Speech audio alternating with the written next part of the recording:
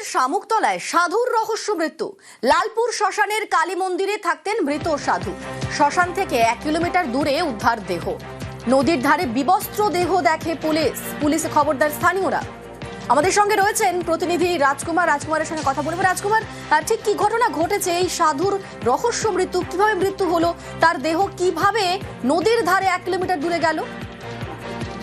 এখন এই সমস্ত ঘটনাটাই তদন্ত শুরু করেছে পুলিশ। ইতিমধ্যেই কিন্তু পুলিশ পক্ষ থেকে সেখানে পুলিশ কুকুর নামিয়ে তল্লাশি শুরু করা হয়েছে। এই যে শ্মশানের কিছুটা দূরে কিভাবে সাধুর মৃতদেহ এলো নদীর ধারে, এবং যেটা স্থানীয় সূত্রে আমরা খবর পাচ্ছি যে উলঙ্গ অবস্থায় এই সাধুকে উদ্ধার করা হয়েছে মৃত অবস্থায়, এবং তার শরীরে আঘাতের চিহ্ন রয়েছে বলে স্থানীয় বাসিন্দারা দাবি করেছে। তবে কিভাবে কি হলো এবং যে শ্মশানের যে ঘরে এই সাধু থাকতেন সেই ঘরটিও লন্ডভন্ড বলে জানাচ্ছেন স্থানীয়রা। ফলে সবটাই কিভাবে কি ঘটলো, খুন নাকি অন্য কিছু, এই সবটাই পুলিশ তদন্ত করে দেখছে। পুলিশ অত্যন্ত গুরুত্ব দিয়ে এই ঘটনার তদন্ত করছে। ইতিমধ্যে পুলিশ খবর দিয়ে তল্লাশি শুরু হয়েছে। বেশ, ধন্যবাদ।